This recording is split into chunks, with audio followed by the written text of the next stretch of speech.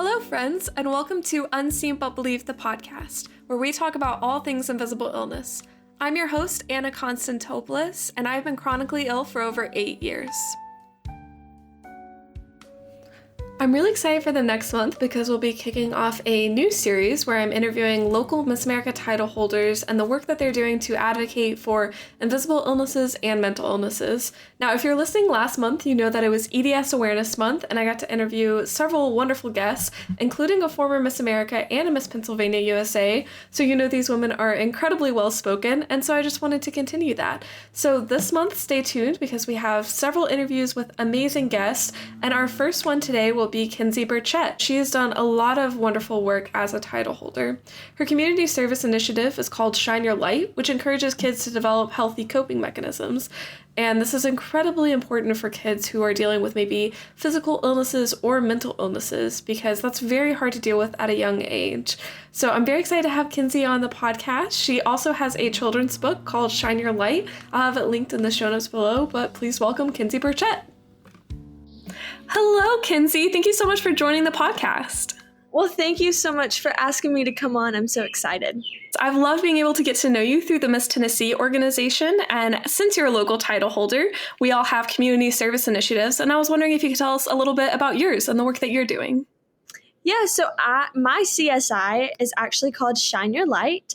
I started this because my father had a really bad addiction to prescription drugs and alcohol. And I didn't know how to have emotions. I didn't know how to talk about it. And so I really turned to dancing to focus where my emotions were going to go. So I started Shine Your Light to help people learn healthy coping mechanisms for family addiction, but also other things such as bullying and mental health issues as well. And when did you start this? I actually, funny story. So my original CSI was Al-Anon, helping families of addicts, because my family was a part of Al-Anon for a couple of years. And I was coming home from Miss Tennessee in 2021. My very first year of Miss Tennessee. And I said, I love the work I've done, but I think there's not enough help for the children of alcoholics. And so that's when I started my own organization in 2021. That's really amazing. And you can tell that you have such an emotion and a depth of emotion through your dance, as we've seen through your years of competing. And it's really just beautiful to watch. Was dance the primary way? Were there any other ways that you learned to cope with the things you were dealing with? Yeah, so I've been dancing since I was 2, so that was automatically my first way of finding my healthy coping mechanism. But I also did a lot of soccer growing up, so I turned to that, and now I've started my own soccer league, which has really helped me carry through Shine Your Light into different organizations and different places that I am. I think also I turned into a lot of musical theater and theater in general, just because that was my way of escaping and not being known as the kid that had a father that was not present in her life. And so it was my way of not having that stat against me. And through doing those different activities through soccer and dance, what kind of impact did that have on different areas of your life, maybe school, relationships, things like that? It definitely made me more confident of who I was. We joke now, but when I was in middle school, my father had passed away, and I actually did not tell anyone that he passed away. Still to this day, a lot of people don't know. My graduating class didn't know that my father had passed away while I was in school. I went to school the next day and acted like nothing happened when my father just died that morning. And so I used to lie all the time and say, my father is at work. That's why I'm not here. Or I wasn't able to go to the daddy-daughter dance because I got sick. So I was lying a whole lot and covering up myself. So it definitely helped me become more confident in who I am, but also to know that my story was given to me for a specific reason. It's so that I can talk to others and let them know that they're not alone and that I'm here for them and that I've been in their same shoes. I'm really sorry about your dad. I can't imagine how hard that was losing your dad at such a young age and then also feeling like you couldn't talk about it. I'm really sorry. That's really rough. But it's amazing that you've been able to have such a positive impact and that you've been able to use it for good. So I know one of the ways you've been able to do that is through writing your children's book. Can you tell us a little bit about that? Yes, so my children's book, crazy enough, is called Shine Your Light. It's about a little girl named Kinsey who likes to dance, likes to make other people laugh, but when she comes home at night, her father likes to misbehave. And it really hurts Kinsey's feelings. And her father never shows up to any of her dance recitals or anything like that. And so she tries to find ways to learn how to cope. And her mom always tells her, just keep swimming and shine your light. And so that is the lesson that Kinsey gets to learn through the book. And then she teaches everyone else how to shine their light as well. That's amazing. So is that mainly what you've been reading in elementary schools and through different school visits? Yeah, so I read that a whole lot. And then I've actually started my next book, which is about emotions and what are emotions and how we can talk about them. And so I've been doing a little preview of that book throughout the school visits as well. That's really amazing. And I don't know if you've experienced this as well, but when I've read my book in different elementary schools, I've been shocked by the things that kids are dealing with. How many of them are dealing with different invisible illnesses or problems in their home life? So have kids spoken pretty openly to you about that, and how have you responded? Yeah, I was just at a school visit today, actually. And at this school, 83% of the kids live in poverty and under the poverty line. And so I related to them a whole lot because they're from a small town. A lot of them have single parents, or if they do go home, a lot of times it's not a healthy place to be. And so I had a little girl come up to me and said, I'm going to tear up, but she told me that this morning when she left, her dad had hit her mom and that she was really upset by it and didn't know how to feel. But she was angry and sad. She wanted to scream and she wanted to cry all at the same time. And I told her, well, I had that same emotion when my father used to hit my mom. And so we got to go through a deep conversation. Now, mind you, this came from a second grader. It didn't come from a fifth grader. It came from a second grader. And so we started talking about our emotions and how we can channel that into making it a positive light instead of just making it so negative. Because I realized when I was younger, I made everything so negative, which then caused me to get a lot of anxiety growing up. I developed anxiety and now have started taking medication for that anxiety, which has turned out better. But because I was so focused on the negative, it didn't help me see the light that I was going to shine or see the light at the end of the tunnel when it came to anything that I was dealing with. That's heartbreaking to hear from a second grader. You know, we like to think that kids that young don't have to deal with all these very difficult things, but it's heartbreaking when you actually talk to them and hear what they're going through.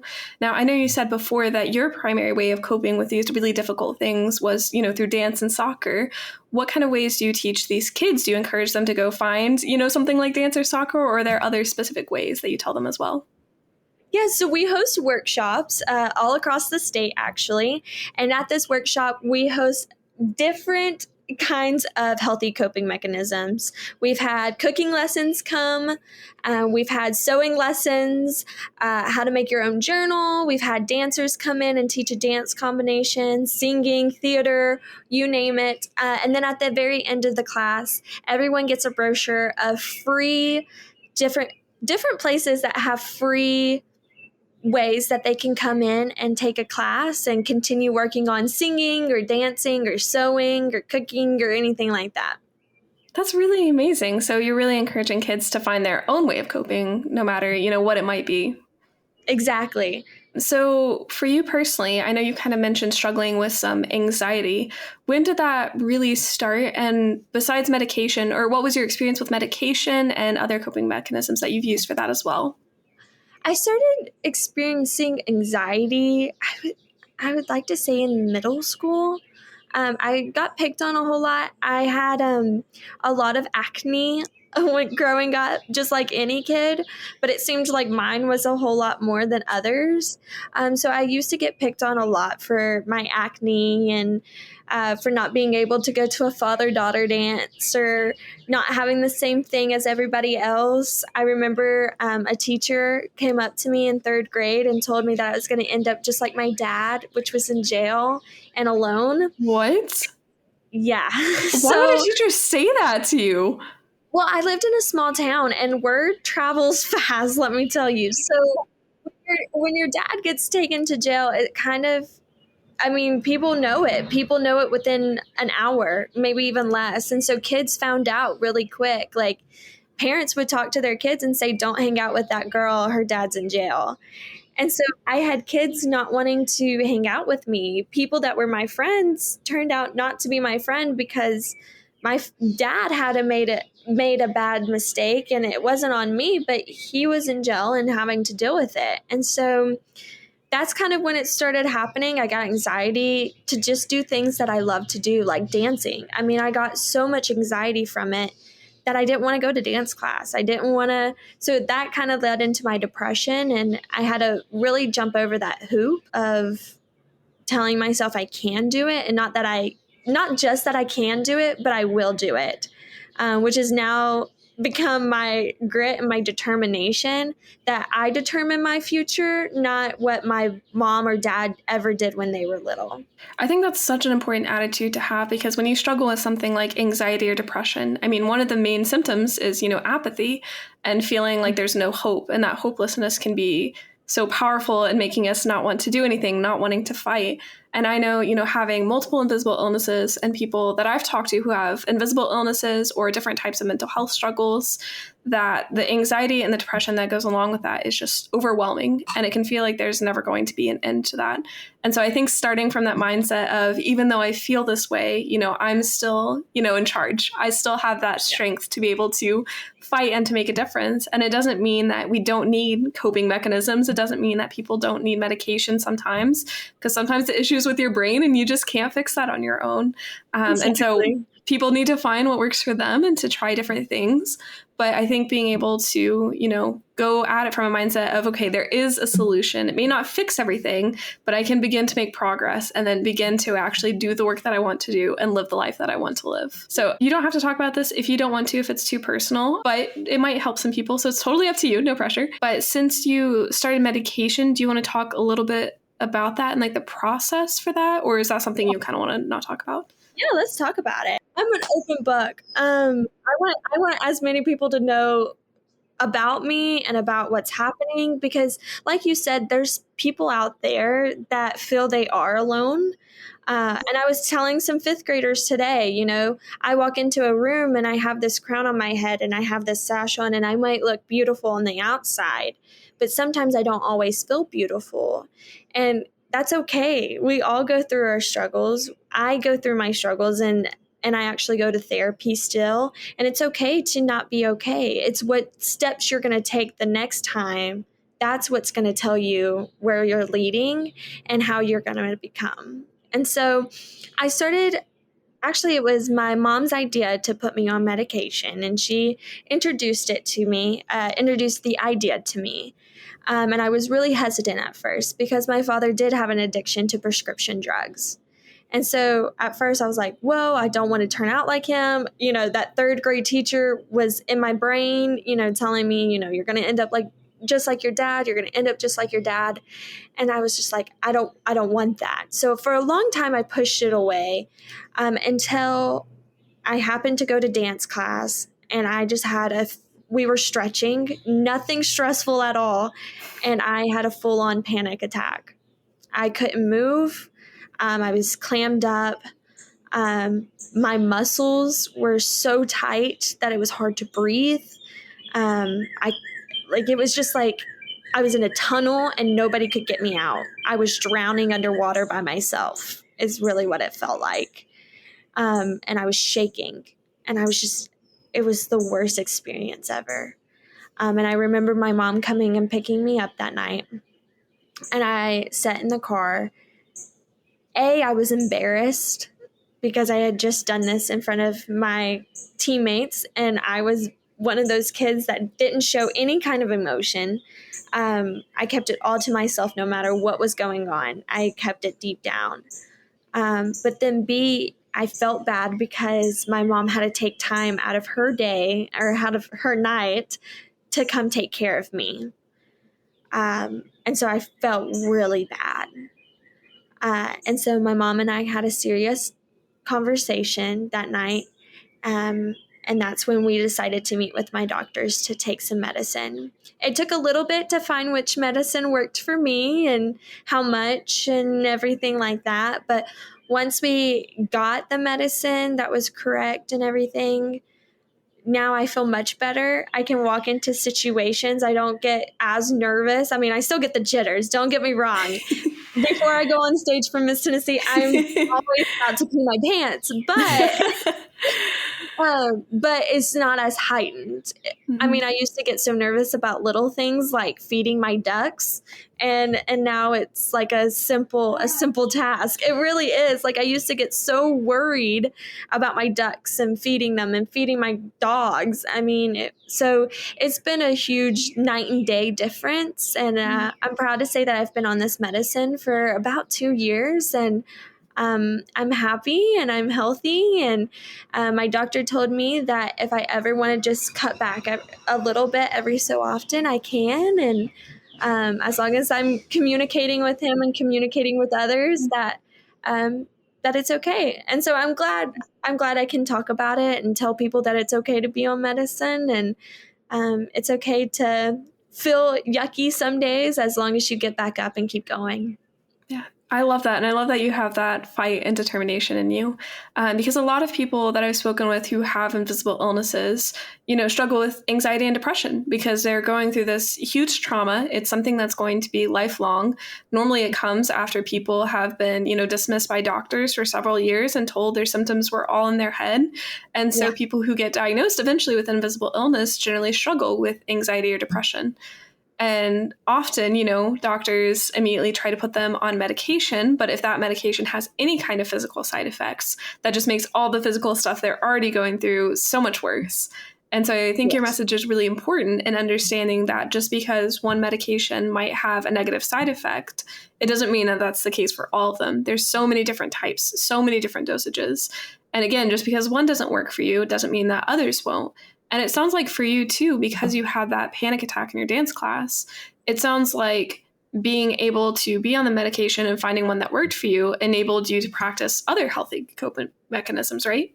Yeah, exactly. So, I mean, because I was starting to be healthy with my medicine and everything, it helped me get back out in my community a whole lot. Instead of being in that depression state where I just wanted to lay in bed all day, I was able to go and take more dance classes as well as teach dance classes, which is one of my biggest passions. And the city of Cross Plains came to me and asked me to run the soccer league at just 18 years old. And as an 18-year-old, I stepped up to the plate and started running a successful soccer league, and now have over 300 kids in this small town playing soccer.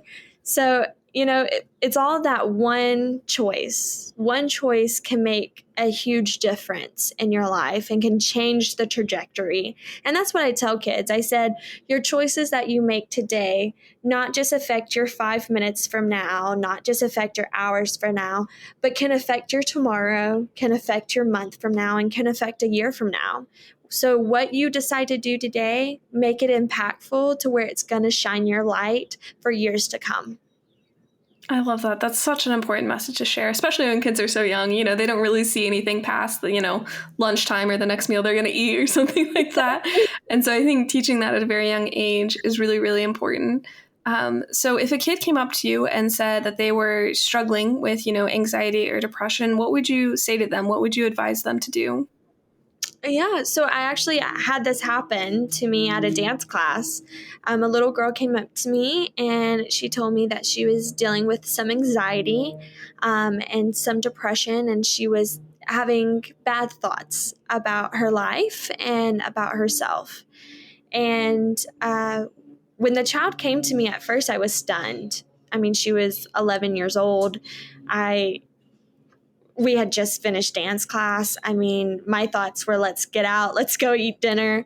But then that shifted my life a big time. So I had a talk with her parents, actually, with the child's permission, I had a talk with her parents. And we found a therapist that worked for her. And then we talked to her doctor. Me, her parents, and the child all talked to their doctor. I wanted to make sure I was influential in every single part of anything that she did around this subject, because I had been through it.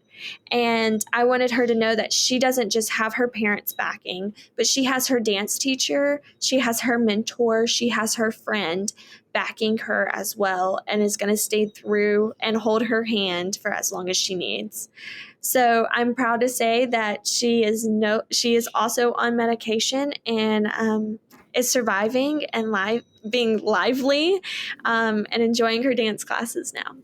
That's so good to hear. And that's amazing that she trusted you enough to, come up to you and to talk to you about that, but that you were able to do practical things to help her. And it sounds like it's really helped her and made a difference in her life. So to anyone who might be listening, who might be parents of a kid who's dealing with anxiety or depression, or who's maybe gone through some kind of trauma, like with an invisible illness, what would you say to the parents? What would you say are the most important ways that they can help their kid? Don't push.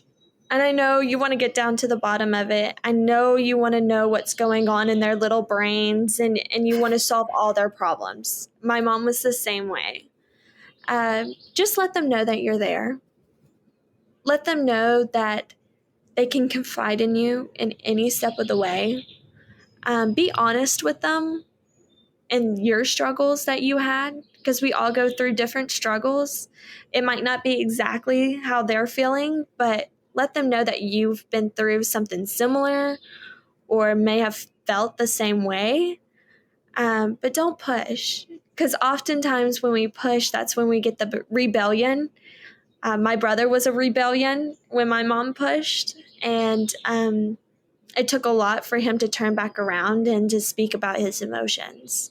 So let them know that you're there and that you support them and that you're going to have their back. Yeah, I think that's the best thing a parent can really do, right? Is just to be there and to be willing to support their kids and whatever they need, just being that presence in their lives, not from a place of shame or guilting them for feeling that way, but like you said, connecting with them and sharing that the parents have probably gone through something similar. I think, most people have since the pandemic. I think we've all dealt with some version of anxiety or depression during that time, but some maybe well before then. And so I love that you're encouraging people to be open, to be talking about this, and to be honest about their own personal experiences.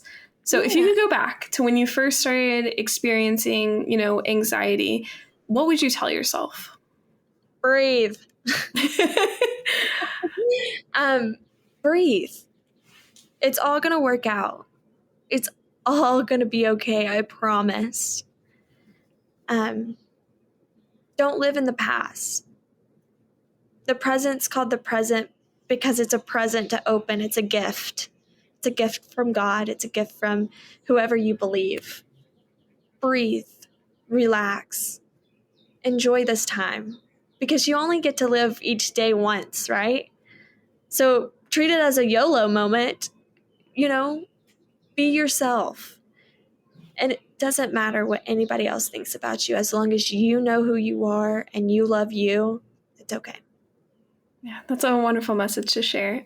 One last question. So you've mentioned that, faith is a part of your life. How has that been while dealing with, anxiety and depression? Like, how has that affected your faith and vice versa? Oh my goodness. When I was growing up, I asked God all the time, why did I have to be the person that I am?